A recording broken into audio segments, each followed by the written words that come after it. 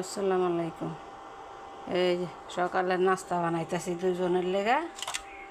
এই যে কটা ভাত আছে, ভাত করে আমি কেমন একটা ডিম ভাজা আর বেড়ারে দুইটা এই যে চাপটি বানাই দিই।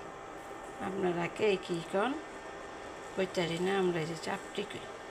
পেঁয়াজ দিছি, কাঁচামরিচ দিছি, শুকনো এই হসপাতা দিছি, দিয়া দুইটা চাপটি বানাই দিই।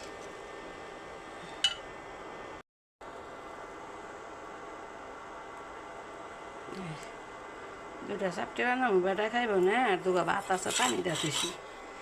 এই কইছি ডিম ভাজা আমি খামু না। এই সকালে এই হইব দুজন মানুষ, পোলা পানি নাই, গুড়া গাড়ি নাই, এক কাপ চা জল দেব না।